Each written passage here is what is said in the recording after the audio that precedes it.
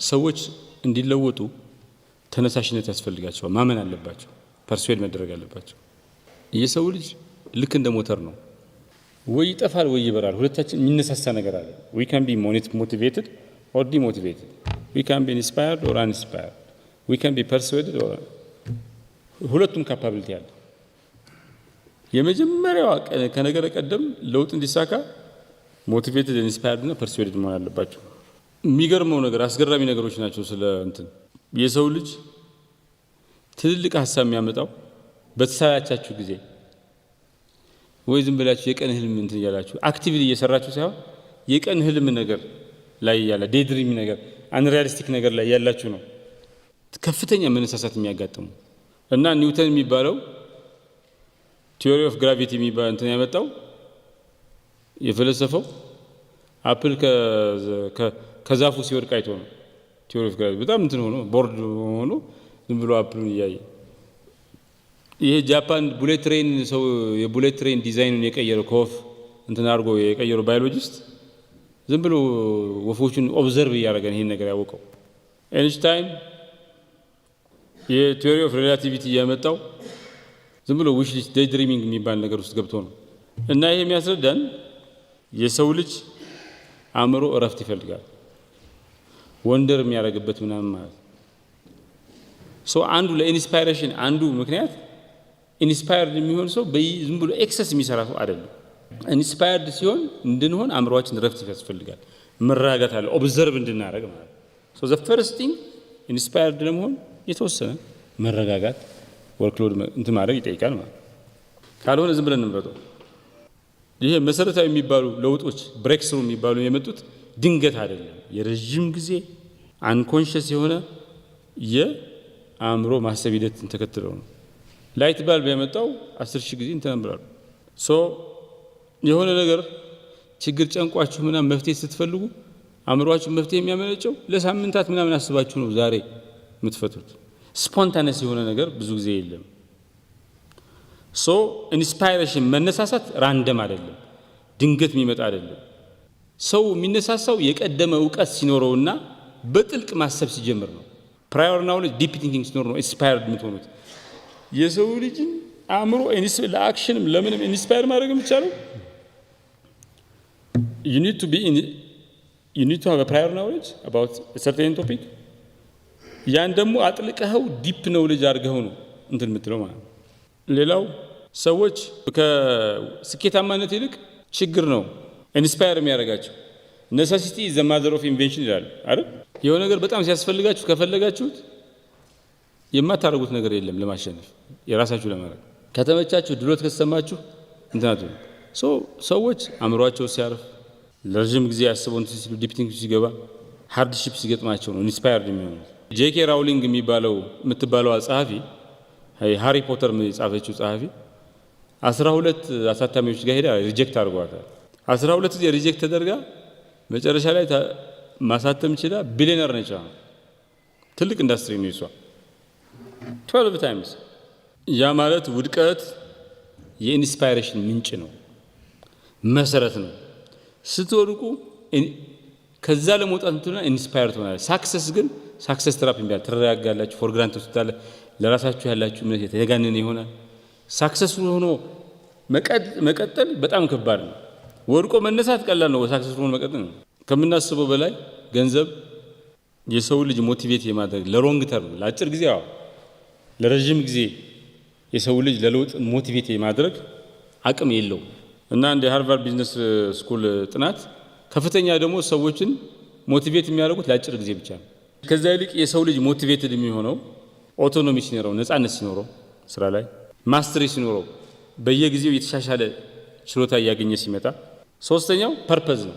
ክላሪቲ ኦፍ ፐርፐዝ ሲኖረው ነው። አሁን ደግሞ ጨምሮ ቢባል 2-3 ቀን ይደርሳል። ግን ነፃነት ሲኖረው ባለቤት የሚሰራበትን ስራ በደንብ አድርጎ ማስተር ያደረገ ሲኖር፣ ፐርፐዙ ላይ ክላሪቲ ሲኖረው ይሄ ሞቲቬት ያደርጋል። የሰው ልጅ በሶስቱ ነገር ሞቲቬት ያደርጋል ኢን ዘ ሎንግ ተርም ከገንዘብ በላይ ማለት ነው። ገንዘብን ብቻ ብታሳዱ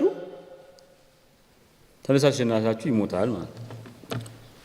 ሞቲቬሽን ጠዋት ላይ ተነሳስቶ ሰማይ ይደርሳል፣ ከሰዓት በኋላ ደግሞ ተንኮታኩቶ ይወድቃል። ዊል ቱ ፓወር የሚባለው መነሳሳት እኔ ዕጣ ፈንታዬን ወስናለሁ ብሎ የሚታሰበው ሰው እንደ ባትሪ ነው። ሞባይል ትሞሉትና ከጠዋት ጀምራችሁ እየቀነሰ ማታ ላይ ይጠፋል። ሞቲቬሽንም እንደዛ ነው። በተለይ ለምሳሌ ውሳኔ አሰጣጥ፣ ራስን መቆጣጠር እና ፎከስ የሚባሉት ነገሮች ጠዋት ስንነሳ ሀይ ናቸው። ማታ ስንተኛ ኦልሞስት ጠፍተው ነው የምተኛው። እና እንደ አሜሪካን ሀገር ተጠንቶ ዳኞች የዋስ መብት ሲጠየቁ ተመሳሳይ ወንጀል የሰሩ ሰዎች ማለት ነው ጠዋት ብዙ የዋስ መብት ይሰጣሉ ከሰዓት ይልቅ። ገባችሁ? ከሰዓት ኢነርጂያቸው ስለሚያንስ ክርክር ሳይሰሙ ይዝቡ ይከለክላሉ። ኢነርጂያቸው ከፍተኛ ስለሆነ ኢን ዘ ሞርኒንግ ሳብስታንሱን አይተው በነፃ ፖዚቲቭ እንትና ውጤት ከሰዓትና ጠዋት በኢነርጂያቸው ምክንያት በዋስ የሚፈታው ሰው መጠን ምናምን ይለያያል ማለት ነው። ይሄ ምንድነው የሚመክራችሁ? ከባዱን ስራ መስራት ያለባችሁ ኢን ዘ ሞርኒንግ ነው።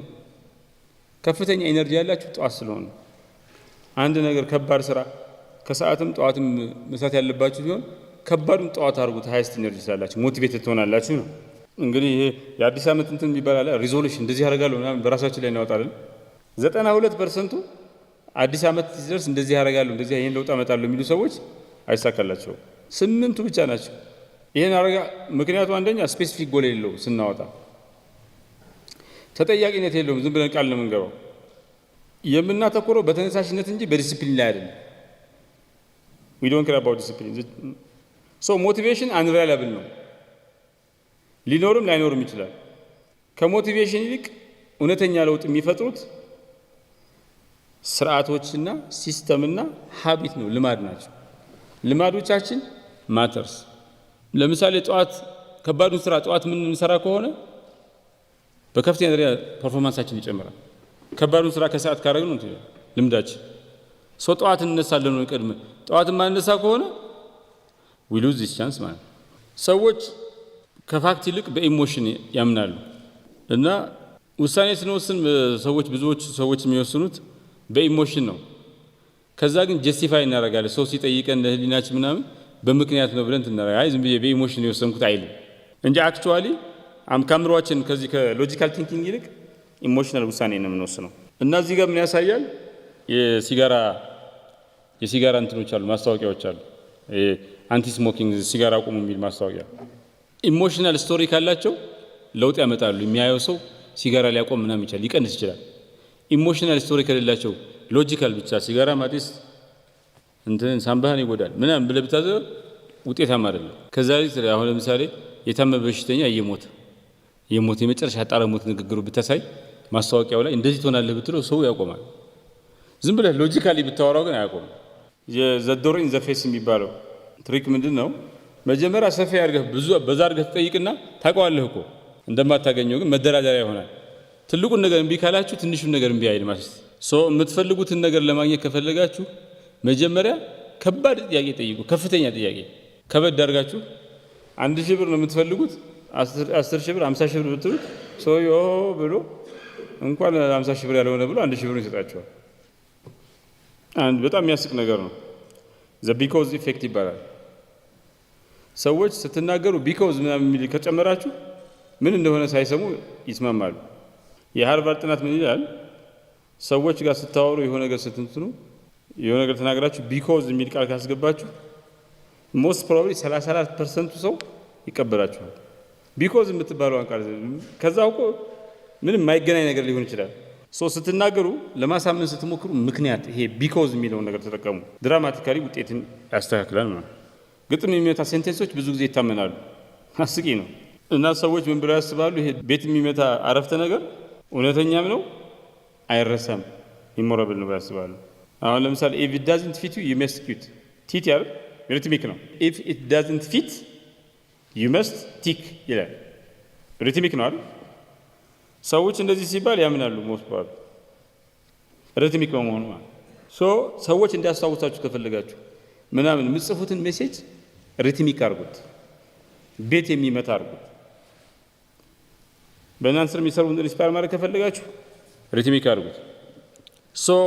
እነዚህ ሶስቱ ነገሮች የሰው ልጅ ባህሪ የመፍጠር አቅምና የመወሰን ችሎታን በከፍተኛ ደረጃ እንትን ይላል። ሞቲቬሽን፣ ኢንስፓይሬሽን ኤንድ ፐርሱዌሽን ማለት ነው። ሶ ኢንስፓይሬሽን ኮንታጂየስ ነው፣ ተላላፊ ነው። አንድ ኢንስፓየር የሆነ ሰው ብታገኙ እንትን ይላል።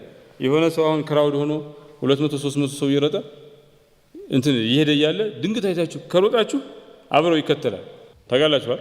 ምን እንደሆነ ሳያውቅ አብሮ ይከተላል። አንድ 10 ሰው አብሮ ከሳቀ ሰው ምን መሆኑ ሳያውቅ ይስቃል፣ ያስመስላል። ኮንታጂየስ ነው እንደዚህ አይነት ስሜት። ሶ ቼን ሪአክሽን ያመጣል ማለት ነው። እናንተ ኢንስፓየርድ ከሆናችሁ በስራችሁ ያለው ዲፓርትመንት ኢንስፓየርድ ይሆናል።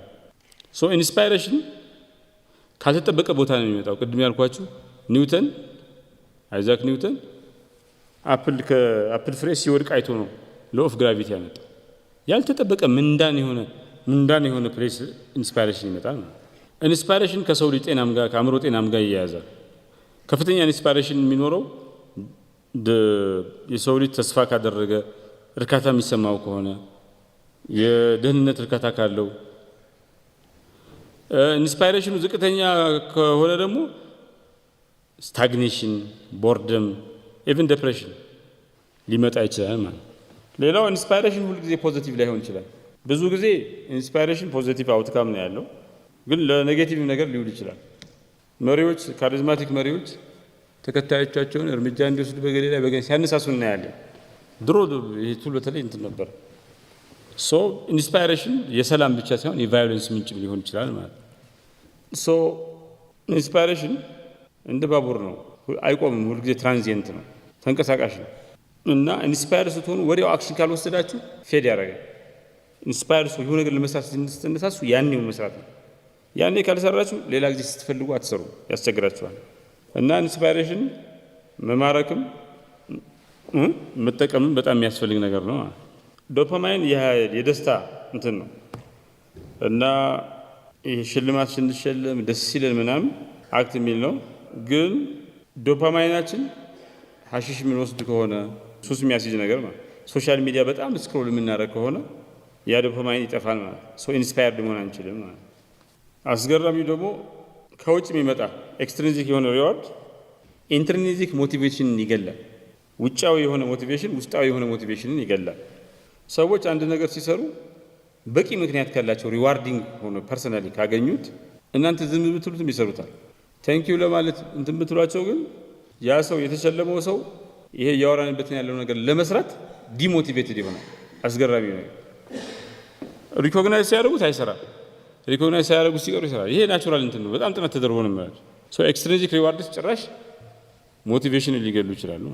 ሶ ሞቲቬሽን በሁኔታ ይወሰናል። አካባቢያችሁ ሁኔታው ይወስነዋል። ጥሩ አካባቢና ሁኔታ ከሆነ ሞቲቬት ትሆናላችሁ፣ መጥፎ ከሆነ ነው። ሌላው ፊር ሞቲቬተር ሊሆን ይችላል። ካም የፓወርፉል ሞቲቬተር። ለምን መውደቅ፣ መሸነፍ፣ ሪጀክሽን፣ ሎስ የሚባሉት ነገሮች ከባድ ናቸው።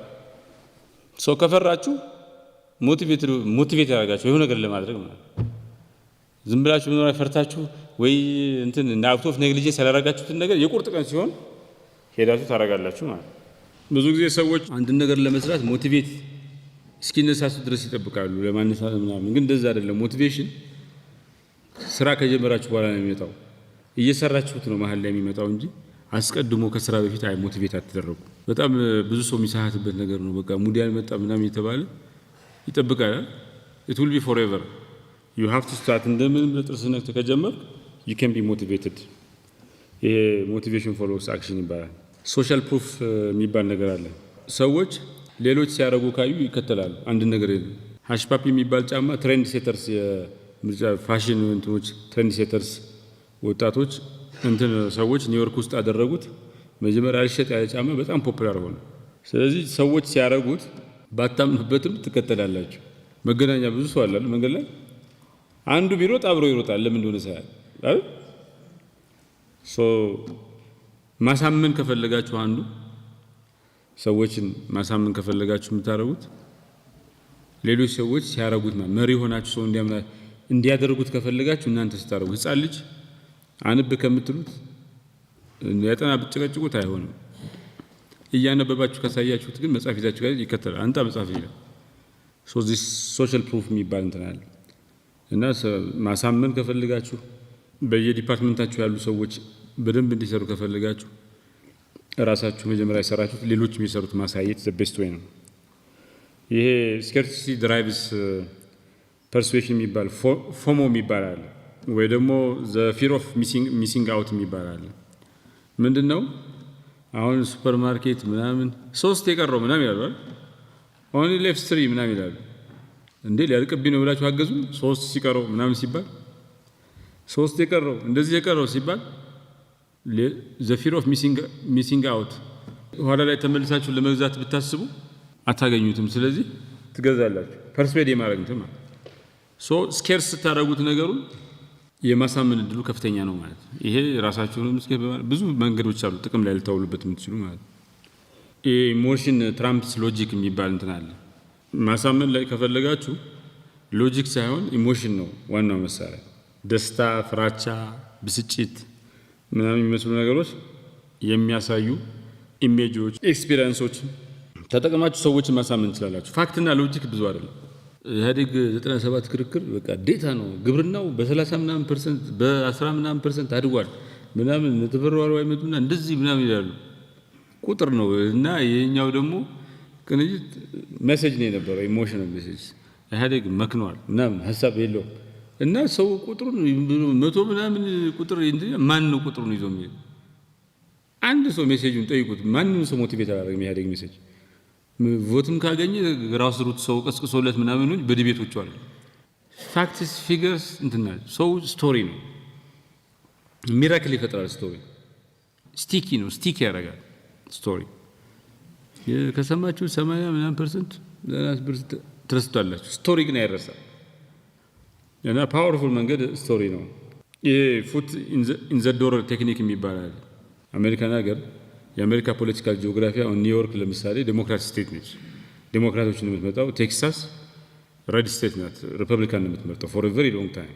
እና የአንድ ሊፕዜት የሚባል ሰውዬ ዘ ፍሪዚንግ ሃይፖቴሲስ የሚባል አሉ። የአሜሪካ ፖለቲካል ጂኦግራፊ ድሮውን ነው፣ ፍሪዝ አድርጓል። ሶ ቴክሳስ ሁልጊዜ ሪፐብሊካንን ይመርጣል፣ ኒውዮርክ ሁልጊዜ ዴሞክራቶችን ይመርጣል። አሁን ቴክሳስ ከፍተኛ የሆነ አርባናይዜሽን እየመጣ ስለሆነ ከተሞች ሲስፋፉ ግን ገጠሩ ሪፐብሊካን የሚለው ከተሞቹ እንትን ያሰው ቴክሳስ ሪፐብሊካን ዴሞክራት ስቴት ሊሆን ይችላል። አርባናይዜሽኑ አሁን ከተሜነቱ በዚህ ፍጥነት ማለት ከጀመረ ይላል እና he has this concept called እሱ ሳይሆን voting with feet የሚባል አለ። አሁን if you live in New York and if you are a Republican, a registered Republican, ማይኖሪቲ ስለምትሆኑ ይደብራቸዋል። በቃ ቮት ብታረጉ አትቀይሩትም። ለምን? ኦቨርዌልሚንግ ማጆሪቲ አሜሪካ ገጠሩ ሪፐብሊካን ነው፣ ከተሜው ዴሞክራት ነው። ሶ ኒውዮርክ ኢዝ አርባናይት እንትና ደግሞ ቴክሳስ ደግሞ የገጠሩ አካባቢ ስለሆነ አሁን እየተቀየረ ትልቅ ከተሞች ኢመርጅ ያደረጉ ነው ቴክሳስ እና ቮቲንግ ዊዝ ፊት ማለት if you feel like you are a minority in New York and if you are a Republican you go to Texas. ማይኖሪቲ ናችሁ፣ አናሳ ናችሁ፣ ግን ሪፐብሊካን ፓርቲ እንዳሸነፈ ሶ በምርጫ ማይኖሪቲ በመሆናችሁ ብቻ ወደ ቴክሳስ ሄዳችሁ ትመርጣላችሁ ማለት እና ቮቲንግ ዊዝ ፊት ይሉታል። ማጆሪቲ ወደ ሆንክበት ቦታ እንዳንተ አይነት ሰዎች ያሉበት ቦታ ሄደ ሶ ፖለቲካል ጂኦግራፊ ድሮ የተደረገው ፍሪዝ የሆነው አብዛኛው ሰው ተሰባሰበ። ሪፐብሊካን የምሩ የሆነ ሰው ቴክሳስ ላይ ሄደ። ቴክሳስ ላይ ሆኖ ዴሞክራት የሆነ ሰው ወደ ኒውዮርክ ሄደ ማለት ነው። አብዛኛው ሰው ሶ ፍሪዝድ ሆኑ። አሁን ፉትን ዶር ቴክኒክ ከዚህ ጋር ይመሳሰላል። ሰውን ማሳመን ከፈልጋችሁ ኢንክሪመንታሊ ነው መሆን ያለበት። በሁሉ ነገር አንዴ ካልገባባን ካስኬዲንግ መሆን አለበት። ካስኬዲንግ እንትን መጀመሪያ ትንሽ ነገር ጠይቁታላችሁ፣ ይስማማል። ቀስ እያደረጋችሁ በሁሉም ነገር ላይ ትስማማላችሁ። a true persuasion would be foot in the door። ቀስ አንደኛ ኢንክሪመንታሊ ነው፣ ሁለተኛ ከትንሹ ጀምሮ ወደ ትልቁ ነው መሆን ያለበት።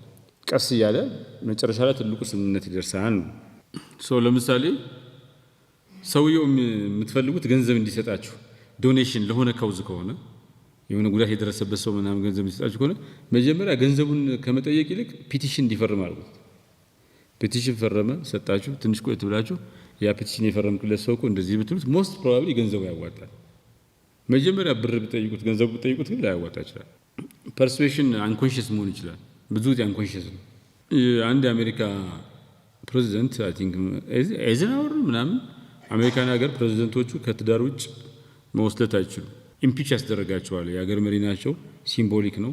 ሁለተኛ ናሽናል ሴኩሪቲ የአፍጋኒስታን ጀነራል አፍጋኒስታን እያሉ የዛ ኮማንደር የሚሆነው ጀነራል ከትዳር ውጭ ምንም ነገር ማድረጋቸው ከተገኘበት ይባረራል። ፔትሮናስ የሚባለው ሰውዬ ለ2 ዓመት ባዮግራፈር አለችው ወጣት ልጅ ከሷ ጋር ሪሌሽን ነበረው። ከዛ 2 ዓመት አያውቁትም። ለምን ኤኒቲንግ ቢያደርግ ያውቁታል። እና ምንድነው ያደረገው ከሷ ጋር የሚጻጻፈው ምናምን ሪሌሽንሺፑ እንደሚለው ሲገናኙ ይላሉ መጽሐፍ ጽፍለት ስለሆነ ኢንተርቪው ምናምን ይገናኛሉ። ከዛ ውጭ ግን ሲጻጻፉ ድራፍት ላይ ነው የሚተው። ኢሜል የጋራ ኢሜል ፈጠሩና ሁለቱም ዋትስአፕ አላቸው እንትኑ የኢሜሉ ፓስወርድ አላቸው። ስለዚህ ምንድነው የሚያደርጉት ይጽፍና ድራፍት ላይ ይተዋል። እሷም ታነብና ድራፍት ላይ ነው ይችላል። ሶ there is no እንትን ማለት ዲስፓች የለም። ምጠልፈው መሃል ላይ የሚዛው ከአንድ ቦታ ወደ ሌላ ቦታ ከሄደ ነው። ይሄ ግን ድራፍት ላይ ይተው ያለው ሶ ዚያዬ for 2 years ሊደርስበት አልቻለም። የኔሬሽን መጨረሻ ላይ ግን ደረሱበት። ሲደርስ አነሱት። ፔትሮናስ በጣም ጎበዝ። አሁን ዘ ኒው ሳይንስ ኦፍ ካውንተር ኢንተለጀንስ የሚል በጣም ኢንክሬዲብል መጽሐፍ ጽፏል። ሪሰንት የዛሬ ወር ምናምን ያነበብኩት ነበር። ኢምፕሬሲቭ መጽሐፍ ነው። ግን በዛ ትራክ ሪከርድ ተባረረ እና ሶ ኢቭን ጀነራል ኮማንደር የሆነ ጀነራል እንትናይ በጣም ስትሪክት ነው። ምን ሆነ ክሊንተን ከሞኒካ ሌዊንስኪ የምትባለው እንትን ጋር ችግር ተፈጠራል። ኤይዘንሃወር ምናምን ሌላ ፕሬዚደንት ከዚህ ቀደም እንደዚህ ከትዳሩ ወስልቶ ኢምፒች ተደረጓል። ክሊንተን ላይ ሲሆን ግን ተገኘ ኤቪደንስ ተገኘ ምናምን ያኔ ኤይዘንሃወር ነው ምናምን እንደዛ ሲያረግ ፐብሊክ ኦፒኒየን የአሜሪካ ሴቶች ተቃጥለው ነበር። እንዴት በሚስቱ ላይ ምናምን ብለው ማለት ክሊንተን ላይ ፐብሊክ ኦፒኒየን ሰርቬይ ተሰብስቦ 56 ነው 58% ሴቶች መነሳት የለበትም የሚል ፐብሊክ ኦፒኒየን መጣ። እንግዲህ በትዳሩ ላይ ወስድቶ ሁሉም ሴት የጋራ አይነሚ ነው የሚያደርገው። ሁሉም ማለት ሚስቱ ላይ ባለቤቱ ላይ እንደዛ እንዳይሆንባት ማለት ሁሉም ሰው ቪክቲም ስለሆነ ሴቷ አብሮ ይቆማል። ግን ዩኒክሊ ነው። ለምንድን ነው ሲባል ምንም ሌላ ምክንያት የለውም። እንትና ክሊንተን ካሪዝማቲክ ነው፣ ረጅም ነው፣ ንግግር በጣም ኢምፕሬሲቭ ይችላል። ብዙ ወጣት እንትኖች አትራክቲቭ ናቸው። ሶ ለሱ ቢያጠፋም ኤክሰፕሽናል እንትን አድርጎታል። ለሌላ ሰው የሚፈርዱበት ኢራሽናል ሳብኮንሺየስሊ ማለት ዘሴም ጥፋት ክሊንተን ላይ ቀለለ። ሌላው ሰው ቢያደርገው ግን ከባድ ነበር። ሶ ሳብኮንሺየስ ነገር አለን ለተመሳሳይ ጥፋት እንዳልኳችሁ አሁን ቅድም ዳኞች ጠዋትና ከሰዓት ጠዋት ላይ ብዙ ቤል ይሰጣሉ፣ ዋስ መብት ያስከብራል። ከሰዓት ደግሞ ሪጀክት ያደርጋሉ። ተመሳሳይ ኬዝ ማለት ታይሙ ነው እንትን ያለው። ሶ ብዙ ውሳኔዎቻችን ሳብኮንሺየስሊ ነው። የምንወደው ከለር ካለ የምንወደው ከለር የያዘ ነገር ሳብስታንስና ወዳደር በዛ እንትን ላይ የምንወደው ድምጽ ካለ ሲናገር ደስ የሚለን ድምጹ ወይ የሚደብረን ሰው ካለ ሳብስታንሱ ሳሰማ በድምጹ እንወደዋለን፣ በድምጹ እንጠላዋለን። ሶ እንትን እንላለን። ሶ ይሄ ኪውስ የሚባሉት ፎንት ማንወደው ፎንት ከሆነ አናነበው እንጠላዋለን። ኢት ማተርስ ማለት ሶ ስላይም ሰው ሳብኮንሺየስሊ የሚወደውን ለይቶ በዛ እንትን ማድረግ ይጠይቃል። ሶ ኢንስፓይሬሽን ካን ቢ ማኒፋክቸር ሊመረት ይችላል። በምንድን ነው? በስቶሪ ቴሊንግ፣ በኢሜጀሪ፣ በኢሞሽናል እንትን ሰዎችን ኢንስፓየር ማድረግ ይቻላል። አሁን እዚህ አምጥቼ አንድ ኦሊምፒክ እንትን አለ እጁ ሁለቱ እጁ ተቆርጧል ምናምን ስንት ነገር ደርሶበት ሰርቫይቭ አድርጎ ጎልድ ሜዳሊስት ሆኖ ምናምን ብዙ ነገር ሰርቷል። ምን ሆናችሁ እናንተ ሁለት እግር ምናምን ያላችሁ እኔም አይን ምናምን ሁላችንም ያለን ምንም ሳንሰራ ይሄ ሰውዬ ምናምን ብላችሁ አይ ካን ኢንስፓየር ስቶሪ ራሳችሁን ታዘባላችሁ። ሶ ማኒፋክቸር ሰውን ኢንስፓይሬሽን ራሱ ባይመጣም ሆም ብሎ ዲዛይን አድርጎ መሪዎች ኢንስፓየር ማድረግ ይችላሉ። ሶ በስራቸው ያሉ ሰራተኞችን ኢንስፓየር ለማድረግ ለምን ሰው የኢንስፓየር ውጤት እናያለን። ሰው ኢንስፓየር ሲሆንና ሳይሆን አንድ ስራ የሚከወንበት ውጤቱን ኋላ ላይ እናያለን። በጣም ኢምፖርታንት ዲፈረንስ ያመጣል። ሞቲቬሽን ኤክስፕሎይትድ መሆን ይችላል። ሶ ኤግዚስቲንግ ሞቲቬሽን ምርትን ለመጨመር መጠቀም ይቻላል። ያን ቡስት ለማድረግ ጌም መጠቀም ይቻላል። ጌም ጋሚፊኬሽን። ሰዎች አሁን ስልጠና የሚሰጠው ምናምን የሚሰጠው አሁን የሊደርሺፕ ስልጠና አብዛኞቹ ሃርቫርድ ምናምን ትሄድ በጌም እንደዚህ በፓወርፖይንት ምናምን ቀርቷል። ያው እዛ ደረጃ ስላልደረስን ነው። መድረስ ግን አለብን። ጋሚፊኬሽን ኢዝ ፋንዳሜንታል ከሪኩለም ምናምን ሰዎች ካመኑ በጣም ዲፕሊ ሄልድ በጣም ለረጅም ጊዜ የያዟቸው ወደ ልባቸው አቅርበው ያሏቸው በጣም የሚያምኑባቸውን ነገሮች የመቀየር እድል አላቸው። ሰዎች በቃ አልሰራም እኔ ሰነፍ ነኝ ብሎ ያሰቡ ሰዎችን ተአምር እንዲሰሩ ማድረግ ይቻላል። 11ኛ ክፍል ሲደርሱ ጎበዝ የሆኑ ሰዎች አታውቁም? እኔ ድሮ ፖሊሲ የመጨረሻ ነኝ 94 ነው ማትሪክ የወሰድኩት 95 ዩኒቨርሲቲ ገብቻለሁ እና አሁን ሁለት ጓደኞቼ እስከ 10ኛ ክፍል አንዱ በተለይ የሚወድቅ ልጅ ነበረ። እኛ ደረስንበት እየወደቀ ነው። በተአምር 11ኛ ክፍል ሲደርስ 11ኛ ክፍል ክሪቲካል አይደል? ወደ ያው ዩኒቨርሲቲ ማትሪክ የምትወስደው 12 ነው አይደል? 11ኛ ክፍል ላይ ሁለት ልጆች ተቀየሩ። በቃ በአንድ ጊዜ ሶስተኛ ሁለተኛ መውጣት ጀመሩ። ድራማቲክ ፒፕል ካን ቢ ኢንስፓየርድ ባይ ኢት። በቃ 12ኛ ክፍል ወደቅኩ ማለት እዚህ ገጠር ቀረሁ ማለት ነው። ህይወቴ እንትን ነው ክሪቲካል ነገር ስለሆነ ይጨክናል አንዳንድ ሰው። ለራሱ እምነት የነበረው ሰነፍ ነኝ ምናምን ሴንስ ኦፍ ፐርፐዝ የነበረው ሰው ድንገት ምንም እንጫወት ብትሉት የማይጫወት ምናምን በጣም ሲሪየስ ይሆናል። በቃ የሞት የሽረት ትግል ያደርገዋል። ሶ ፐርስዌድ ካደረጋችሁት ሰው ብዙ ነገር ማድረግ ይችላል። እሱን ማድረግ ነው። ሰውን አውቆ አጠገባችን የሚሰራ ሰው አንደርስታንድ አድርጎ ነገሩን ካላምንበት ማሳመን። ኢንስፓይሬሽን ችግር ከሆነ ኢንስፓይሬሽን፣ ሞቲቬሽን ችግር ከሆነ ሞቲቬት ማድረግ ነው። ካሪዝማቲክ ሊደርስ ያው ካሪዝማ መሪ እንግዲህ ኢንፍሉዌንስ ያለው መሪ ማለት ነው። ካሪዝማ ደግሞ ኢንፍሉዌንስን ይጨምራል። ሶ መሪዎች ለበጎ ነገር ካሰቡ ካሪዝማቸውን ተጠቅመው በተከታዮቻቸው ያላቸውን ኢንፍሉዌንስ ተጠቅመው ብዙ ነገር ማድረግ ይችላሉ። መጥፎ ነገር ካሰቡም ደግሞ ኤክስፕሎይት ማድረግ ይችላሉ። ሶ ኢራሽናሊ ሊያምን ይችላል ማለት ነው። ካሪዝማ ካላችሁ ዲፓርትመንት ሆናችሁ ቡሪ መሪዎች ናችሁ፣ በስራችሁ ያላችሁ ሰዎች የሚከተሏችሁ ኢንፍሉዌንስ እንታደርጉ የሚፈልጉ ሰዎች ከሆኑ ዱ ኢት ኢን ዘ ራይት ዌይ። ካሪዝማችሁን ተጠቅማችሁ ሰው ማሳመን ትችላላችሁ። ሎጂክ ፋክት ተውት። ሶ ኢንስፓይሬሽን አእምሮን ይከፍታል። ሞቲቬሽን አክሽን እንድንወስድ ተግባራዊ እርምጃ እንድንወስድ ያነሳሳናል። ፐርስዌሽን ማሳመን ደግሞ ባህሪን ያመላክታል።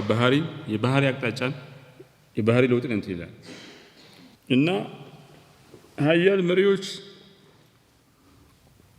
የለውጥ ሰዎች ይሄን ማስተር ማድረግ አለባቸው። የማሳመን ችሎታ በጣም ኢምፖርታንት ነው። ሞቲቬሽን እና ኢንስፓይሬሽን አማርኛ እንትን ስለሌላቸው ኢንስፓይሬሽን እና ሞቲቬሽን ልበላቸው። ሶስቱ ስኪሎች ፈንዳሜንታል ናቸው ለሪፎርም። ለውስጥ መስሪያ ቤት ሪፎርም በጣም ጠቃሚ ናቸው። ለውጭም ሪፎርም በጣም ጠቃሚ ናቸው ራስን ፕሮሞት ለማድረግ።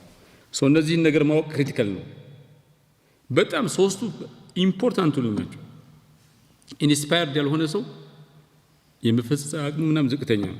ሞቲቬትድ ያልሆነ ሰው ዝቅተኛ፣ ያላሳመናችሁ ሰው ያቅማማ ያለ ሰው ስራን ይገላል፣ ኔጌቲቭ ይሆናል፣ አጋዥ ለውጥ የሚያመጣ ሰው ሳይሆን እንቅፋት ይሆናል።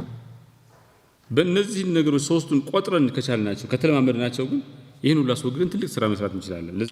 የሰው ልጅ ኖርማሊ አቺቭ የሚያደርገው ነገር አለ። ግን ሲያምን በአንድ ነገር በደንብ ካመነ ከተነሳሳ ኖርማሊ አቺቭ ከሚያደርገው በላይ በብዙ ፐርሰንት አቺቭ ያደርጋል። ዴታ እናያለን ይላል። ስለዚህ ማንም ሪፎርም ውስጥ ያለ መስሪያ ቤት በደንብ አድርጎ መስራት ያለበት አመራሮቹን፣ ሰራተኞቹን ሞቲቬት ማድረግ ኢንስፓየር ማድረግ እና ከዛ በፊት ማሳመን ነው። ያመነ ሰው ደግሞ ሞቲቬትድ እና ኢንስፓየርድ ይሆናል። ሞቲቬትድ የሆኑ የተነሳሱ ህዝቦች ተአምር ያሳካሉ ይባላል። በተአምር ደረጃ የሚገለጽ ስኬት ያሳካሉ ይባላል። አሜሪካና ሶቪየት ህብረት በከፍተኛ ደረጃ ማን ነው ወደ ጨረቃ ቀድሞ የሚደርሰው የሚል ውድድር ነበራቸው እና ሶቪየት ህብረት በዩሪ ጋጋሪ ምክንያት አማካኝነት ቀደመች። ያኔ አሜሪካውያን በጣም እንደ ትልቅ ስድብ ነበር የቆጠሩት። ዛኔ የአሜሪካ ፕሬዝዳንት የነበረው ጆን ኤፍ ኬኔዲ ይሄን ለመቀየር በርካታ ጥረት አድርጓል። አንዱ we choose to go to the moon የሚል ስፒች ነው እና which to go to the moon የሚባለው ስፒች አሜሪካውያንን በ8 ዓመት አሜሪካ ጨረቃ ላይ ለማለፍ አሜሪካን አስትሮኖትስ እንዲያርፉ አስችሏቸዋል። እንደዛ ብቻ ሳይሆን ያ እንዲሆን ደግሞ $25 ቢሊዮን አውጥተዋል አሜሪካኖች። መጀመሪያ ሲጀምር ቪዥን ነው የነበረው፣ ሐሳብ ነው፣ የመሪው ሐሳብ ነው። ሐሳቡን በስፒች አቅርቦ ሰው እንዲያዳምጠው አደረገ፣ ኢንስፓየር እንዲሆን አደረገ። ከራሻ ጋር ፉክክር እያንዳንዱ አሜሪካዊ ይሄን ወደ ሙን አሜሪካውያን ሄዶ የማሳረፍ አሜሪካን አስትሮኖትስ ጨረቃ ላይ የማሳረፍ ጉዳይ የሁሉም አሜሪካዊ ድሪም ሆነ ማለት ነው። ሁሉም ሰው መቼ ነው የምንሄደው፣ መቼ ነው የምንደርሰው እያለ እንዲጠይቅ አድርጎ ሞቲቬት አድርጓቸው እነ ሳይንቲስቶቹ ደግሞ በዚህ ፕሬሸር እንዲሆኑ ህዝቡ ሲጠይቅ ህዝቡ ሲዋጓ እነሱ ኖርማሊ ከሚሰሩት ፍጥነት በላይ ብዙ ሰርተው ደክመው መጨረሻ ላይ አሜሪካን አስትሮናውትስ ጨረቃ ላይ ማረፍ ችለዋል። ይህ ትልቅ ብሔራዊ በዓል እንዲሆን አድርጓል። ይሄ ፕሮጀክት በኖርማል ቢሄድ ኖሮ ብዙ ጊዜ ይሄድ ነበር፣ ብዙ ጊዜ ይወስድ ነበር፣ ከዚህም በላይ ብዙ ገንዘብ ይወስድ ነበር ይላሉ። እና ሞቲቬትድ የሆነ ሰው የሆነ መስሪያ ቤትን ማስተካከል ምናምን አይደለም። ከፈለገ በጣም የተነሳሳ ሰው እና በሐሳቡ ከፍተኛ እምነት ያሳደረ ሰው ወደ ጨረቃም በ8 ዓመት መድረስ ይችላል ማለት ነው። ይሄ ሌላው የሞቲቬሽን የፓወር ኦፍ ሞቲቬሽን የተነሳሱ ሰዎች የማድረግ አቅም ከፍተኛ እንደሆነ የሚያሳየን በኢንዱስትሪያል ሪቮሉሽን የሆነው ነው። ኢንዱስትሪያል ሪቮሉሽን ማለት ከ1820 እስከ 2000 ድረስ የነበረው ጊዜ ነው። ጂዲፒ በዓለም ደረጃ ጂዲፒ ፐር ካፒታል 1000% ነው የጨመረው። እንደዚህ አጋጥሞ አያውቅም። በ1000% እንትን ብሏል። የሰው ልጅ የእድሜ ጣሪያው አቨሬጅ እድሜ ጣሪያው በ1800 አንዳንዶቹ 20 እስከ 30 ነበር ይላሉ፣ አንዳንዶቹ 35 ይላሉ። በ35 እንወሰደውና ከ1800 እስከ 2000 በነበረው ጊዜ ውስጥ ወደ 73 ዓመት አድርጓል። ይሄ ሚራክል ነው። ብዙ የሰው ልጅ ከ2 እስከ 5 ዓመት ባለው ጊዜ ውስጥ ይሞት ነበር። ብዙ ህፃናት ይሞቱ ነበር። ኢንፋንት ሞርታሊቲ ከፍተኛ ነበር። ወረርሽኝ በጣም ከፍተኛ ነበር። እዚህ ላይ ኤሌክትሪሲቲ፣ የባቡር መንገድ፣ መድኃኒት፣ እነዚህ ሁሉ አምቢሸስ ሰዎች በዛ ዘመን የነበሩ አምቢሸስ ሰዎች የፈጸሟቸው ነገሮች ናቸው። እና አንድ ሰው ሞቲቬትድ ሲሆን፣ አንድ የሆነ አሳቢ ሞቲቬትድ ሲሆን፣ አንድ ህዝብ ሞቲቬትድ ሲሆን ጂዲፒውን ከ1820 እስከ 2000 ባለው ጊዜ ውስጥ 1000% ጂዲፒ ፐር ካፒታል ኢንካምን በ1000% ማሳደግ ይችላል ማለት። ሞቲቬትድ ሲሆን የሰው ልጅ የእድሜ ጣሪያን ከ35 ወደ 73 ዓመት ማሳደግ ይችላል። እና ስቲቭ ጆብስ ምን ይላል እዚህ ላይ people who are crazy enough to think they can change the world are the ones who do ዓለምን እቀይራለሁ ብለው ዓለምን እቀይራለሁ የሚል እብደት የተጠናወታቸው ሰዎች ነው መጨረሻ ላይ የማታ ዓለምን የመቀየር በተግባር ዓለምን የመቀየር አቅም የሚያዳብሩት ወይ በተግባር ዓለምን ቀይረው የሚገኙት። ያበዱ ይመስለናል። አምቢሽናቸው ረፍት አልባ ያረጋቸዋል፣ ያናግራቸዋል። መጨረሻ ላይ ግን የማታ እንዳልሳቅንባቸው ምናምን እንዳልንባቸው ከዛ ድሪማቸውን አቺቭ ያደርጋሉ። የመጀመሪያው ሬልዌይ ሰራለሁ ብሎ የተነሳው ሰው ብዙ ሰው ስቆበታል። የመጀመሪያው የአምፖል ሰራለሁ ብሎ ያሰበው ሰው ብዙ ሰው ስቆበታል። እና አምቢሽስ ሰዎች በሌላው ሰው አይን እንደ እብድ ይቆጠራሉ። አንኮንቬንሽናል የሆነ ቲንኪንግ፣ የተለመደ አይነት አስተሳሰብ የላቸው ሰው። ከዛ ወጣ ያሉ ሰዎች ላይት በልብን ለመስራት አምፖል የሚሰራ ሰው አንኮንቬንሽናል ቲንኪንግ ያስፈልገዋል። የተለመደው የሚያስብ ከሆነ ሻማ ነው ገዝቶ የሚያበራው። አይ ሻማ አይደለም የሚያበራው አምፖል ነው ማበራው። የሌለ አምፖል አልነበረም፣ አምፖል እኮ የለም። በሌለ ሁኔታ አስቦ ክሬዚ ሆኖ አስቦ ከዛ ተግባራዊ እንዲሆን ሰርቶና ሲያሳካ እንትን ያደርጋል ማለት ነው። ከ1954 በፊት ምን ይባል ነበር? አንድ ሰው ከ4 ደቂቃ ባነሰ ጊዜ ውስጥ 1 ማይል መሮጥ አይችልም የሚል አጠቃላይ አንደርስታንዲንግ ነበር። 1 ማይል ከ4 ደቂቃ ባነሰ ጊዜ ውስጥ የሰው ልጅ ሮጦ መግባት አይችልም፣ ኢምፖሲብል ነው የሚል አጠቃላይ ስምምነት ነበር። እና አንድ ሮገር ባኒስተር የሚባል እና ብሩክ ባሪየር የሚባሉ ሰዎች ይሄን አይቻልም የሚባል ነገር ሰብረው ከ4 ደቂቃ በታች በሆነ ጊዜ ውስጥ 1 ማይል ሮጦ ገቡ። እነዚህ ሪከርድ እንሰብራለን የግድ ይሄን አቺቭ ማድረግ አለብን አዲስ ታሪክ መስራት አለብን ብሎ ሞቲቬትድ የሆኑ ሰዎች ናቸው። ከዛ በኋላ 37 ሯጮች እነዚህ ሰዎች ከሰበሩት በኋላ 37 ሯጮች ሰብረውታል። አሁን የዓለም ሪከርድ 1 ማይል በ3 ሰዓት ከ43 ደቂቃ 13 ሰከንድ መግባት ይቻላል ይገባሉ ሯጮች። 1954 ግን ኢምፖሲብል ነበር እና እነዚህ ሰዎች ለመሮጥ ሲሞክሩ ከ4 ደቂቃ በታች እንገባለን ሲሉ ልባችሁ ይፈነዳል፣ አትችሉም፣ ትሞታላችሁ ተብሎ ብዙ አስጠንቅቋቸዋል። ፋይናሊ ግን ዘ ሜድ ኢት ሃፕን። ሶ የሰው ልጅ ሞቲቬትድ ከሆነ ከፍተኛ የሆነ የማድረግ አቅም አለው። አንድ ሚካኤል ፐልፕስ የሚባል ሰውዬ 23 የኦሎምፒክ ሜዳሊያ አግኝቷል እና በኦሎምፒክ ታሪክ ውስጥ ትልቅ ከፍተኛውን የሜዳሊያ ቁጥር ያገኘ ሰው ተብሎ በታሪክ ይታወሳል። ዩሴን ቦልት የሚባለው በጣም ፈጣኑ ሯጭ ጀማይካዊ በ9 ደቂቃ ከ58 ሰከንድ ገብቶ ሪከርድ ይዟል። ሰሬና ዊሊያምስ የምትባለው የቴኒስ ተጫዋች 23 ግራንድ ታይትልስ አሸናፊ በመሆን ከፍተኛ ሪከርድ ይዛለች። እነዚህ ሶስቱ ታሪኮች የሚካኤል ፐልፕስ፣ የዩሴን ቦልት እና የሰሬና ዊሊያምስ ታሪክ የሚያሳየን የሰው ልጅ ከቆረጠ አደርገዋለሁ ብሎ ከተነሳ በራሱ ከፍተኛ እምነት ካለው በነገርየው አስፈላጊነት ካመነበት ተአምር ይሰራል። አላደርግም ብሎ የሚያስብ ከሆነ ሰልፍ ዳውት ራሱን የሚጠራጠር ከሆነ ሰልፍ ሳቦቴጅ ያለው ሰው ከሆነ ራሱን የሚያደናቅፍ ሰው ከሆነ ራሱን ጠልፎ የሚጥል ሰው ከሆነ እንኳን ይህን ተአምር በኖርማል ደቂቃ መግባት አይችልም። ሶ ውስጣችን ላይ ተአምር የመስራት አቅም አለ፣ ምንም ያለ መስራት ፌል የማድረግ አቅም አለ። የትኛውን ነው የምንመግበው ነው? የትኛው ነው ፊድ የምናደርገው? ከሁለቱ ችሎታዎቻችን መካከል የትኛው ነው እንዲያርግ የምንፈቅድለት ነው? ዘ ሞራል ኦፍ ስቶሪ። ሰሬና ዊሊያምስ ምን ትላለች? ምንም እንኳን በእናንተ ችሎታ በእናንተ አቅም ማንም ሰው ባያምንም እናንተ ግን በራሳችሁ የማድረግ አቅም ላይ ከፍተኛ እምነት ልታዳብሩ ይገባል። ሌላ ሰው ቢጠራጠራችሁ እሱ ኦኬ፣ እናንተ ግን ራሳችሁን አትጠራጠሩ። ሌላ ሰው ባያምናችሁ ግድ የለም፣ ስታረጉት ፈጽማችሁ ስትገኙ ያምናችኋል። ዋናው እናንተ ራሳችሁ እንዳትጠራጠሩ ትላለች። ራሳችሁ በራሳችሁ የማድረግ አቅም ላይ መጀመሪያውኑ አደርገዋለሁ የስ አይካን ብሎ የሚነሳ ሰው ያሸንፋል፣ የሚጠራጠር ሰው ይሸነፋል። ኢንስፓይሬሽንስ ጋንዲ እንግዲህ ሎየር ነው። ደቡብ አፍሪካ የህግ ባለሙያ ነበር። ከደቡብ አፍሪካ ወደ ህንድ ሄዶ በብዙ ምክንያት ተገፍቶ የእንግሊዝን ቅኝ ግዛት መታገል ይጀምራል። ጋንዲ እንደሚታወቀው የነን ቫዮለንት ስትራግል የሰላማዊ እምቢባይነት ምናምን ትግል መሪ ነው። አሁንም ድረስ በጣም ኢንስፓይሬሽናል ነው።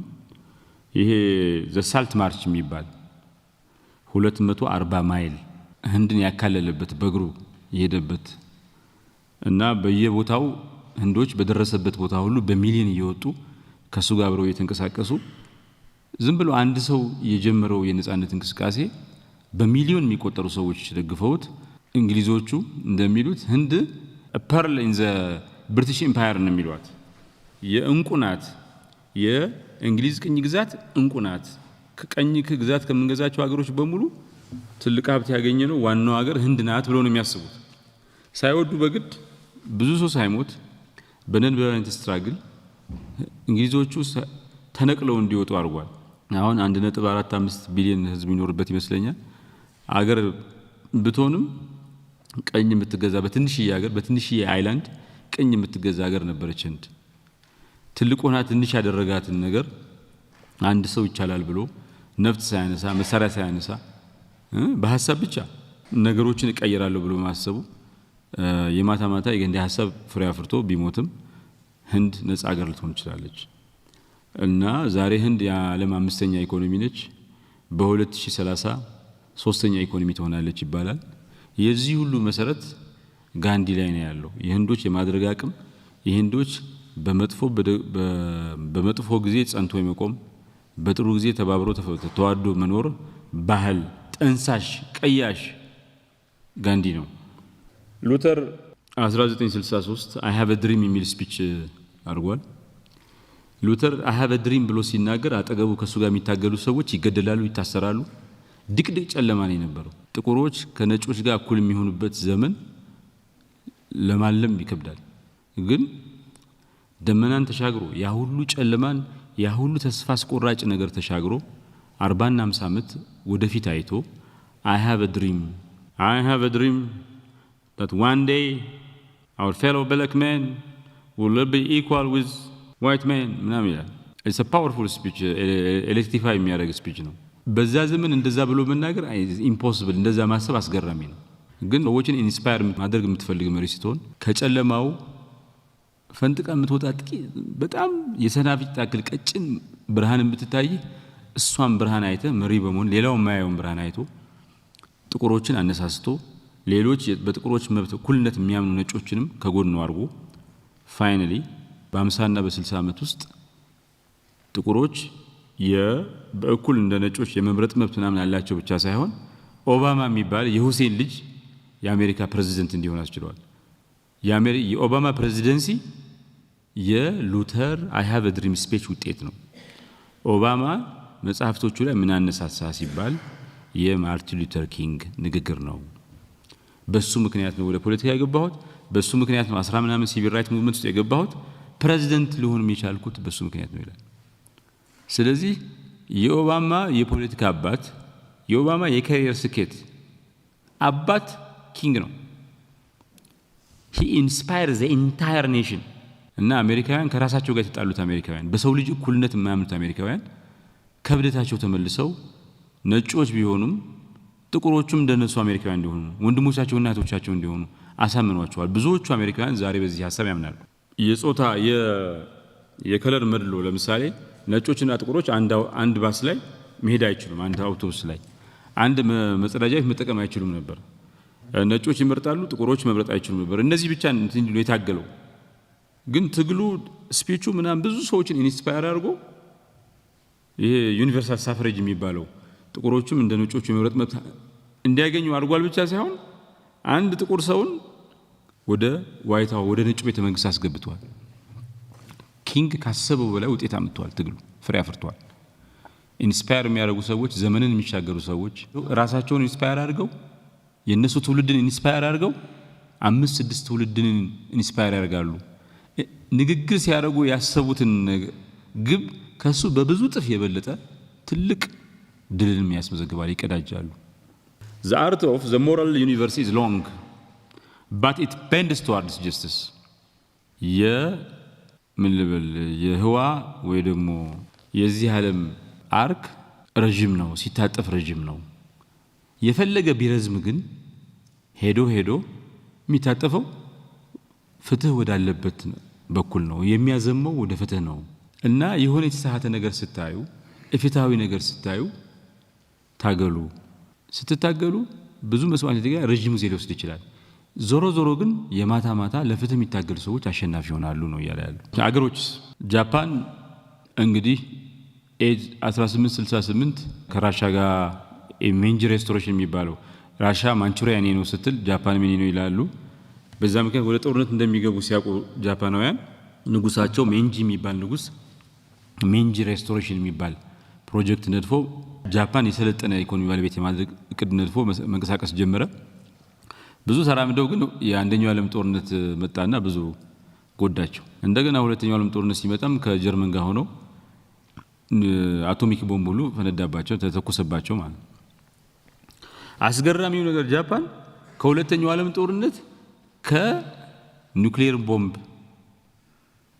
እልቂት ወጣ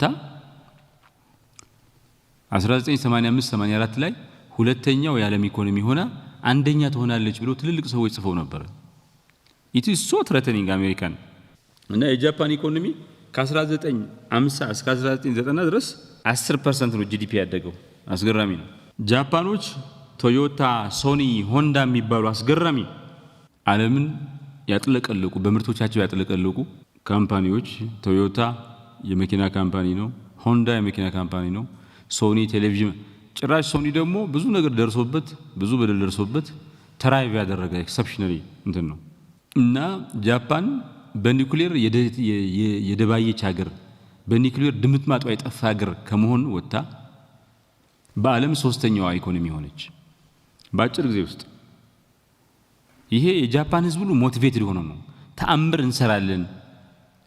በአንድ በኩል በሁለተኛው ዓለም ጦርነት ሽንፈት አዝነዋል፣ የማይሆን አሰራት መግባታቸው፣ በሌላ በኩል ደግሞ በተተኮሰባቸው የኒውክሌር ቦምብ በጣም ተቆጭተዋል እና ህዝባችንን ትልቅ እናደርጋለን ብሎ እጅ ለእጅ ተያይዘው እስካሁን ድረስ የጃፓኒዝ ሚራክል የሚባል የጃፓን ተአምር ተብሎ የሚጠራ የኢኮኖሚ እድገት አስመዝግበዋል።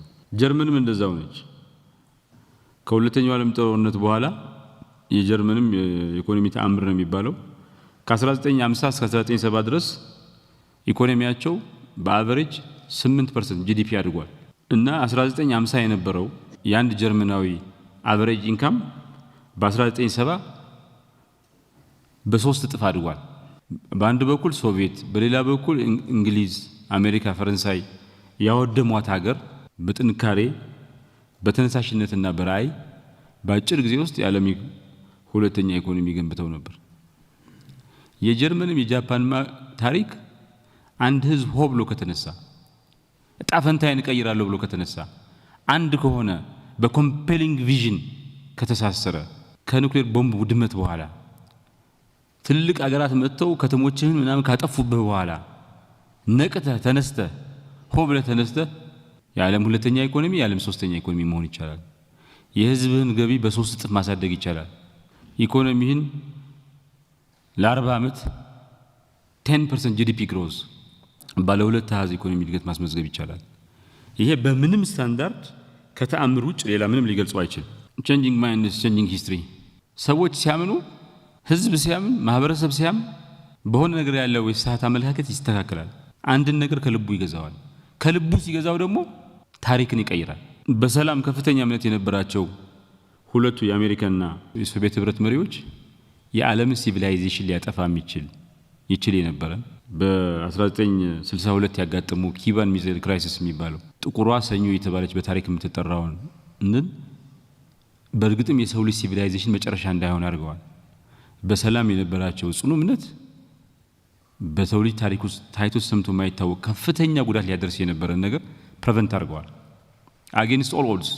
እና ሰዎች በሆነ ነገር ካመኑ፣ በጥፋት ካመኑ፣ በጥሩ ነገር ካመኑ የበርሊን ግንብ የሚባለው በ1987 ፈርሷል እና ረገን 1987 ምን ቲር ዳውን ዚስ ዎል ሚስተር ጎርባቾቭ ቲር ዳውን ዚስ ዎል የሚል ስፒች አድርጓል። አስገራሚ ስፒች። ዛት ስፒች ፋይናሊ ብዙ ሰዎችን ሬዞኔት አድርጎ በብዙ ሰዎች ልብ ውስጥ መልእክት አድርሶ አሳምኖ የማታ ማታ ጀርመኖችም ሁሉም ተሳትፎበት ይሄ አንድ ህዝብን ለሁለት የከፈለ አንድ ሀገርን ለሁለት የገመደ እንዳይገናኙ ወንድምና እህት፣ አጎትና አክስት፣ አባትና እናት እንዳይገናኙ ያደረገ በአንድ ህዝብ መካከል የቆመ ግንብ አጥርን አፍርሶ ድልድይ ገንብተዋል። ጀርመን ኢስት ጀርመኒ ዌስት ጀርመኒ ተብላ የምትጠራ የተከፋፈለች ሀገር ሳትሆን አንድ ታላቅ ሀገር እንዲሆን አዋልዷል። ካመናችሁ ስታደርጉት ተራ ስፒች ይመስላችኋል። ሰዎች ሲያዳምጡት ግን ችግራቸውን የሚፈታ ልዩነታቸውን የሚያጠብ የረሱትን አንድነታቸውን የሚያስታውስ ከየቤቱ ሰውን ፈንቅሎ አውጥቶ ለትልቅ ዓላማ እንዲያይሰለፍ የሚያደርግ ንግግር ሊሆን ይችላል እና ሚስተር ጎርባቾቭ ቲር ዳውን ዘ ዎል የሚል ስፒች ያደረገ 1989 ላይ ከሁለት ዓመት በኋላ ፈረሰ። የበርሊን ግንብ ፈረሰ። ዳግም ጀርመን አንድ አገር ሆነች። 1990 ላይ እንዲሁ እንደምታውቁት አፓርታይድ ስርዓት ሳውዝ አፍሪካ ውስጥ ነበር። ማንዴላ ይህን በመታገሉ ለ27 ዓመት ሮቢን አይላንድ የሚባል እስር ቤት ተጥሎ ይኖር የተፈረደበት ለህዝቡ ለፍትህ ለእኩልነት ስለታገለ ያ ወንጀል ተቆጥሮበት እንደ ወንጀል ተወስዶበት የሆነ ዘብጥያ ላይ የሆነ ከርችልያት የጣለ ሰው ነበረ። ማንዴላ እስር ቤት ሆኖ ህዝቡን አንድ የሚያደርግ ታጋዮችን አንድ የሚያደርግ ንግግር እያረገ እያሳመነ በብዙ መንገድ መልእክት እየላከ የአገሬውን ህዝብ ሆ ብሎ እንዲነሳ ጥቁሩም ነጩም ይሄ በጣም አሳፋሪ የሆነ ከእንስሳ በታች የወረደ ከሰው ልጅ ኢንተለጀንስ የማይመጥን ነገር ኖ ብሎ እንዲነሳ በሁሉም የጋራ ትግል ደግሞ የማታ ማታ ተገንድሶ እንዲወድቅ እያደረገ ትግል አድርጓል እና አገሪቷ ውስጥ የነበረው የእርስ በርስ ጦርነት፣ ጥላቻ እና ደቡብ አፍሪካውያን ጥቁርና ነጭ ብሎ ከሚከፍል ዘረኛ ስርዓት ወጣ በ1994 ዴሞክራሲ የሰፈነበት ሀገር ሆናለች፣ ዴሞክራቲክ ሀገር ሆናለች። ይሄ ሁሉ ዘመኑን የሚሻገር መጥፎውን ነገር እንትን ብሎ አስገራሚው ነገር ደግሞ ማንዴላ አፓርታይድ በነበረበት ጊዜ ጥቁሮች በጎች ናቸው፣ ነጮቹ ደግሞ ተኩላ አዳኝ ተኩላዎች ነበሩ። ማንዴላ 27 ዓመት እስር ቤት የተጣለ የተበደለ የተገፋ ሰው ቢሆንም በአንድ ደብዳቤ በአንድ አፈቀላጤ ተመልሶ የራሱን ዘር ገዢ ነጮቹን ደግሞ ተገዢ ወይ ደግሞ በግና ተኩላ ማድረግ ሲችል ኖ ብሎ እኔ አገር ገንቢ ነኝ፣ እኔ ድልድይ ገንቢ ነኝ፣ አጥር አልገነባም፣ ግድግዳ አልገነባም በህዝቦች መካከል ብሎ ትልቁን ስዕል አይቶ ከተራ በቀል ቂም ወጥቶ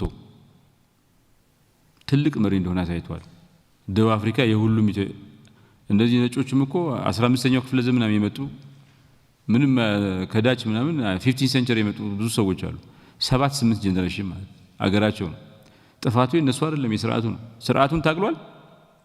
ሥርዓቱን ሲጥል ደግሞ አብሮ ነጭ የሚባሉ አብሮ ይጥፋል አለ እና አንድ ሎንግ ዌይ ቱ ፍሪደም መጽሐፉ ላይ በጣም አንድ ኢንስፓይሪንግ ስፒች አለ። it always seems impossible until it is done እስኪሆን ድረስ ተግባራዊ ሆነ እስክታይ ድረስ ሁሌ አንድ ነገር ስትጀምሩ የማይቻል ይመስላችኋል ብሎ እንትን ብሏል። ሞቲቬትድ የሆኑ ሰዎች ቢዝነስ ውስጥ ምን ያደርጋሉ? ስቲቭ ጆብስ የሚባለው የአፕል መስራች ሌላ ካምፓኒ ነበረው፣ ተባሯል ከካምፓኒው ተስፋ ሳይቆርጥ በ2007 የመጀመሪያውን አይፎን ላውንች አደረገ። ይሄ ወደ ገበያ የተዋወቀው አይፎን ስልክ ኮሚኒኬሽን የሚባለውን ነገር የሰው ልጅ ተግባቦትን አብዮታዊ በሆነ ሁኔታ ቀየረ። አሁን አፕል 3.2-3.3 ትሪሊየን ዶላር ካምፓኒ ነው። ዘ ሞስት ቫሉድ ካምፓኒ ኢን ዘ ወርልድ ነው። አንድ ካምፓኒ ከ3 ትሪሊየን ዶላር የሚያወጣ አንድ ካምፓኒ ሌላ ካምፓኒ የለም። ጀስት ዋን ካምፓኒ በዚህ ደረጃ ባይ ዘ ሞስት ቫሉድ ካምፓኒ ነው ኢን ዘ ወርልድ አፕል። እና የሆነ ሰው ቪዥን ነበረው፣ ጀመረው፣ ተአምር ሰራ። ኤሎን ማስክ የሳውዝ አፍሪካ ስደተኛ ነበር። ከሳውዝ አፍሪካ ሄደ ስደተኛ፣ የሚያበድረው ያጣ፣ ጓደኛ ያጣ፣ ሌጣ ብቸኛ ሰው ነበር። አሁን በ2024 አሁን በዓለም ሀብቱ 350 ምናምን ይደርሳል። እና በዓለም በታሪክ ማንሳ ሙሳ የሚባለው ሰውዬ የማሊ ንጉስ ስንት መቶ ዓመት በፊት የነበረ የማሊ ንጉስ ገንዘቡ ወደ እንትን ሲቀየር ያኔ የነበረው ገንዘብ ወርቅ ነው እንግዲህ ትልቁ ሀብቱ በኢንፍሌሽን ሲስተካከል 400 ቢሊዮን ዶላር ነው። እና እስካሁን ከተፈጠረ የሰው ልጅ መካከል አሁን ካለው ትውልድ አንደኛ ባለ ሀብት ነው እንዳለ ከሰው ልጆች ደግሞ የሰው ልጅ እንግዲህ የዛሬ 50 ዓመት ከእንትን ተነስቶ ከአፋር ተነስቶ ሄደ ነው የሚባለው አይደል? እና በዓለም በጣም ትልቁ ዘ ኦልደስት ስቴት ቻይና ነው። 10 ዓመት ሆኖታል። እንደው 10 ዓመት ብንል ባለፈው 10 ዓመት ውስጥ ከነበሩት የሰው ልጆች መካከል ሁለተኛው ባለ ሀብት ነው። ብዙ ትልልቅ ፕሮፌሰሮች እንደሚገምቱት ኤሎን ማስክ በታሪክ የመጀመሪያው ትሪሊየነር ይሆናል። ትሪሊየን ዶላር አንድ ሰው ሆኖ ትሪሊየን ዶላር የሚገባ ሀብቱ ትሪሊየን ዶላር የሚገባ የመጀመሪያው ሂውማን ቢንግ ይሆናል። ቴስላ የሚባለው ካምፓኒው 800 ቢሊዮን ዶላር ነው አሁን ወርዝ የሆነው ዋጋ የሚያወጣው።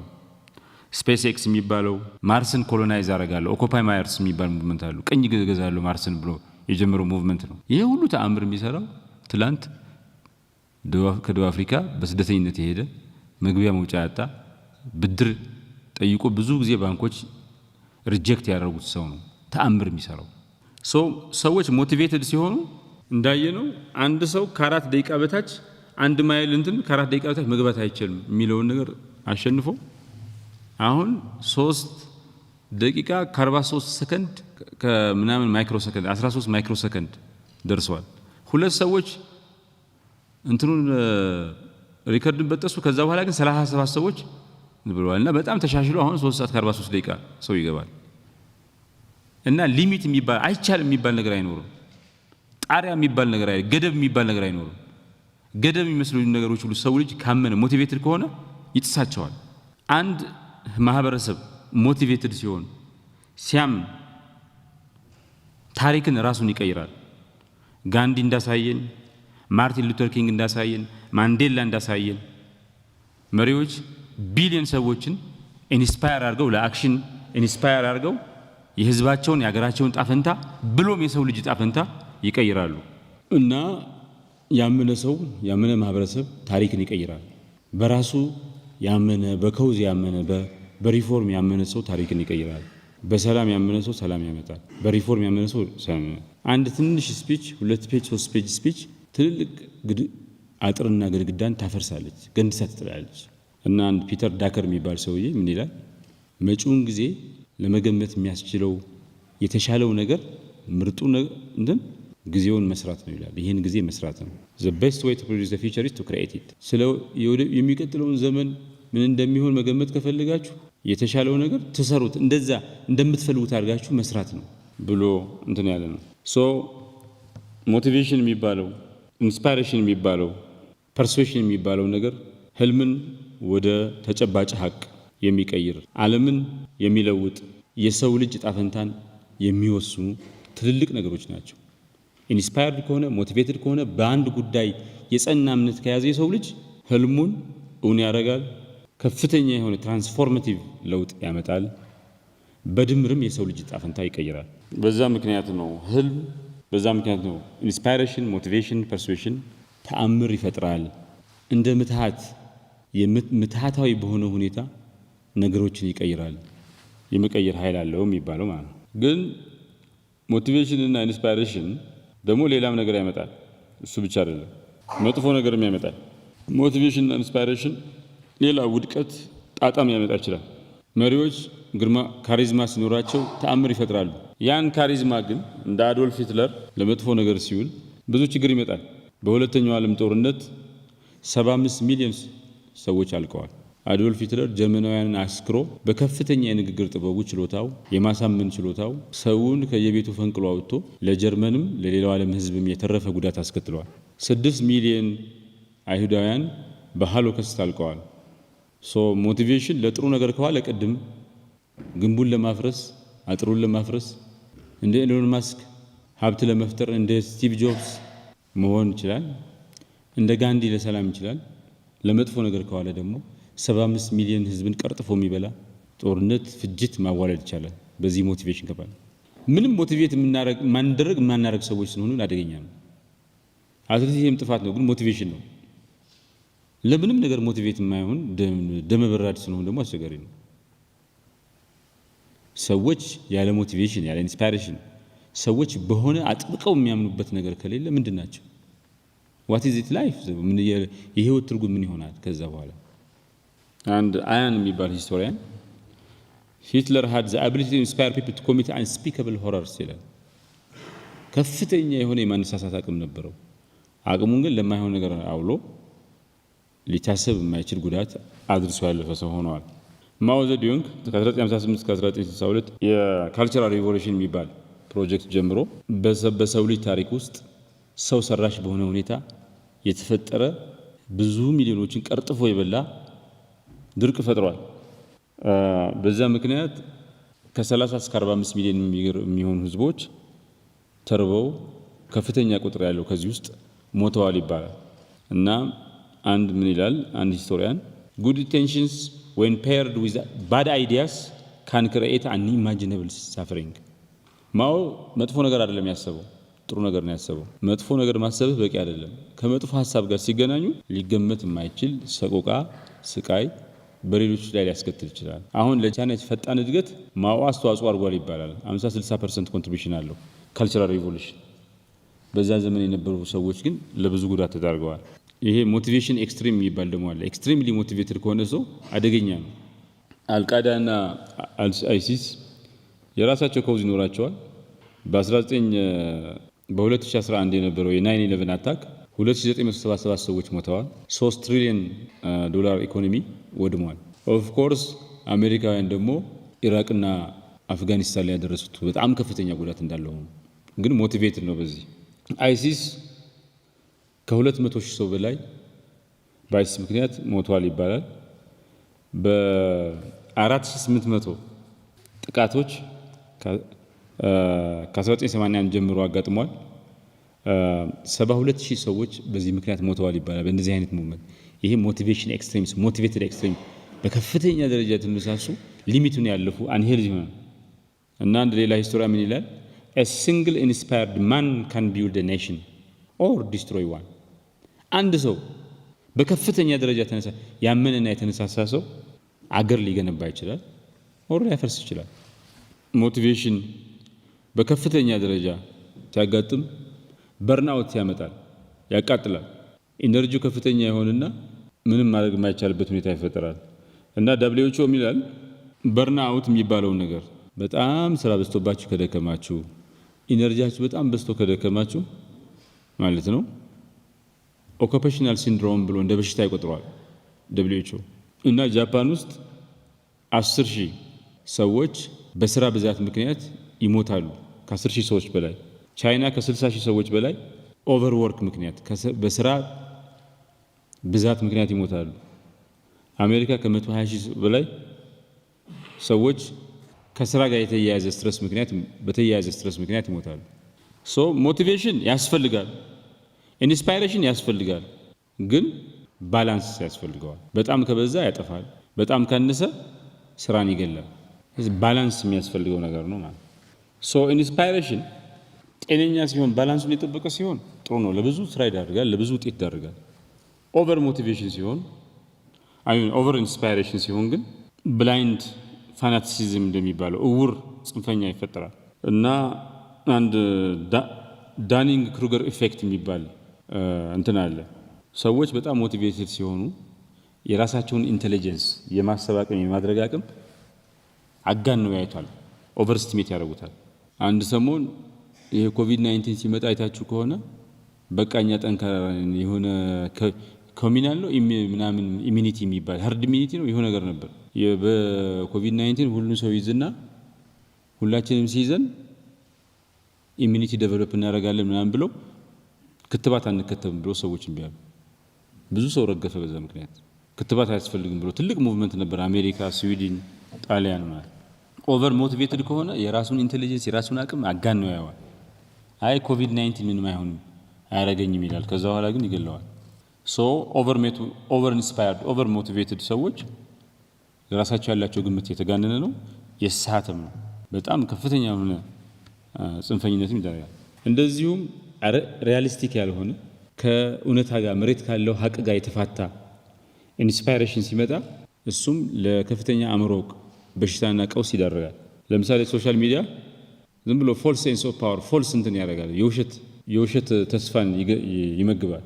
እና ኢንስታግራም እና ቲክቶክን የሚመለከቱ ወጣቶች ከሚመለከቱት ወጣቶች 65% የሚሆኑት ቲኔጀርስ ማለት ነው ሊሳኩ የማይችሉ ኦቨር ኢንስፓይሬሽን ስለገጠማቸው አንግዛይቲ ስትረስ ይዞናል ብለው ሪፖርት አድርገዋል። የሆነ ሞቲቬሽናል ስፒች አለ ያዳምጣል፣ በቃ እንትን ኦቨር ኢንስፓየርድ ይሆናል። ከዛ በኋላ እንደማይሳካ ስታውቅ ደግሞ ወደ ሜንታል ወደ አእምሮ ቀውስ ይዳረጋል ማለት። ቲክቶክ እና ኢንስታግራም የሚከተሉ 65% ሰዎች እንግዲህ ኦቨር ሞቲቬትድ ናቸው ማለት። እና ምን ይላል ኢንስፓይሬሽን when disconnected from reality breeds delusion። ኢንስፓይሬሽን ከእውነታ ጋር ሲፋታ ምን ነው የሚያባዛው? ግርታን ነው የሚያባዛው፣ ግራ መጋባትን ነው የሚያባዛው እንጂ የስራ ውጤታማነትን አይደለም። ሞቲቬሽን ጠቃሚ ነው፣ ግን አሉታዊ ተጽዕኖም አለው። እሱን ኮንትሮል ማድረግ እንችላለን ወይ ነው። ሶ ሞቲቬሽን ካን ሊድ ቱ ጂኒየስ፣ ተአምር ሊሰራ ይችላል፣ ኦር ጥፋት ሊያመጣ ይችላል። ኢንስፓይሬሽን አብዮት ሊያመጣ ይችላል፣ ኦር የአህዛቡን ግርታ ሊያመጣ ይችላል፣ ማስ ዴሉዥን ሊያመጣ ይችላል። ቱማች የሆነ ሞቲቬሽን ሲመጣ ሲበዛ በርንአውት ነው የሚያመጣው፣ ራዲካላይዜሽን ነው የሚያመጣው፣ ጽንፈኝነትን ነው የሚያመጣው፣ ጥፋትን ነው የሚያመጣው። ትክክለኛ ባላንስድ የሆነ ሞቲቬሽን ደግሞ ኢንስፓይሬሽን ደግሞ አብዮት ይፈጥራል፣ ውጤት ያመጣል፣ ስኬትን ያመጣል። ሶ ሞቲቬሽን ኢዝ ኤ ፋየር፣ እሳት ነው። ኢት ካን ዋርም ዩ ኦር በርን ዘ ወርልድ ዳውን። እሳት ነው፣ ሊያሞቃችሁ ይችላል ክረምት ከሆነ፣ ኦር ሊያቃጥላችሁ ይችላል፣ ሊያጠፋችሁ ይችላል። ባላንስ የሆነ ሞቲቬሽን ለስራ ያነሳሳል፣ ውጤት ያመጣል፣ እንደ እሳት ትሞቁታላችሁ። ኦቨር የሆነ ሞቲቬሽን ኦቨር የሆነ ኢንስፓይሬሽን ደግሞ ሰውነታችሁን ያቃጥላል ማለት ነው። በ2000 ከዓለም ሕዝብ ውስጥ 16% ብቻ ሞባይል ነበረው። በ2024 ደግሞ 85% የሚሆነው የዓለም ሕዝብ ሞባይል አለው። ስማርትፎን ኢንዱስትሪ የሚባለው ካምፓኒ እንዳለ $500 ቢሊዮን ያወጣል አሁን ኢንዱስትሪው እና 3.5 ሚሊዮን ስማርትፎን ይወርሳሉ በዓለም ውስጥ። ይሄ ሁሉ እነ ስቲቭ ጆብስ ሲጀምሩት እንደዚህ ይሆናል ብሎ አላሰቡም። እነ ሳምሰንግ ሲጀምሩት እንደዚህ ይሆናል ብሎ አላሰቡም። ፈጣሪዎቹ በዚህ ደረጃ ይሆናል ብሎ አላሰቡም። አሁን 3.5 ቢሊዮን ሰው ዓለም 85% ስማርትፎን ይዞር ነው። ሞባይል ኮኔክትድ ነው። ከነዚህ ሞባይል ኮኔክትድ ከሆኑ ሰዎች ውስጥ ደግሞ 3.5 ቢሊዮን የሚሆን ስማርትፎን ነው የሚጠቀሙት። ስማርትፎን ብቻውን $500 ቢሊዮን ኢንዱስትሪ ነው። ኢትስ ኢንክሬዲብል። ይሄን ሁሉ ተአምር ማንም ሰው ያንዴ ሲሰሩ ሰዎች አይገመቱትም። ተስፋ ያደረጉ ሰዎች ብቻ ናቸው። ሶ ሞቲቬሽን ግለሰቦች ችግር ሲገጥማቸው ሬዚሊየንት እንዲሆኑ ከገጠማቸው ችግር ቢዮንድ ከፍ ብለው እንዲወጡ ካሻቸው ወደ ጨረቃ እንዲሄዱ ከፈለጉ አትሌት ሆነው እንደ ሰሬና ዊሊያምስ ምናምን ተአምር እንዲሰሩ ያስችላል። ኢንስፓይሬሽን እንደ ህንዶች ነፃ ለመሆን እንደ ጃፓንና እንደ ጀርመን የወደመ ኢኮኖሚን በአጭር ጊዜ የበለጸገ ለማድረግ ያስችላል። ያመኑ ሰዎች የኒውክሌር ጦርነትን አስወግደው የሰው ልጅ ጣፈንታ መጥፋት እንዳይሆን አድርገዋል። በርሊን የሚባል ወልን ገንድሰው ጥለዋል። እንደ ኤሎን ማስክና ስቲቭ ጆብስ የመሳሰሉ ታላላቅ የቢዝነስ መሪዎች ለዓለም ለውጥ ምክንያት ሆነዋል። የብዙ ሰዎችን ህይወት ቀይረዋል። በዛ ምክንያት የሚላል መሰላችሁ ዊንስተን ቸርችል ሳክሰስ ኢዝ ኖት ፋይናል ፌለር ኢዝ ኖት ፋታል። ስኬት የመጨረሻው አይደለም። የሳካለ ሰው ሊወድቅ ይችላል፣ ድንገት ሊወድቅ ይችላል። የሳካለ ሰው መታበይ የለበትም። በቃ ከዚህ በኋላ ከስኬት ሌላ ነገር የለም። ሁሌ የሳካለ ሰው ሁሌ ስኬታማ መሆን ከፈለገ መስራት ነው አማራጩ፣ መታበይ አይደለም። የወደቀ ተቋምም ውድቀትን እንደ መጨረሻ ጣፈንታው ማየት የለበትም። ፋታል አድርጎ የወደቀ ሰው አይሞትም፣ ህይወት ይቀጥላል። ነገም ሌላ ቀን ነው። ዛሬ ችግር ሊገጥመን ይችላል። ጠንክረን ሰርተን ነገን የተለየ ማድረግ እንችላለን። ምን አለ መሰላችሁ ዩሴን ቦልት the only thing that can stop me is me አለ። እኔን ማቆም የሚቻለው እኔን ፌል እንዳደረግ የሚያደርገኝ ብቸኛው ኃይል ራሴ ብቻ ነኝ፣ ሌላ ማንም ሰው አይችልም። እና ለምን እንዳልሰራን ስንጠይቅ ብዙ ሰበብ ልንፈጥር እንችላለን። ትረስት ሚ እንደዛ አይደለም። በራሱ የማድረግ አቅም ላይ ከፍተኛ እምነት ያለው የተነሳሳ ሰው ማንንም ቢያደናቅፈው አይችልም። የሆነ ነገር ይሰራል፣ ተአምር ይሰራል። ሌላ ሰው ችሎ ማደናቀፍ አይችልም። ዋናው ወሳኙ ኃይል ራሳችን ነው።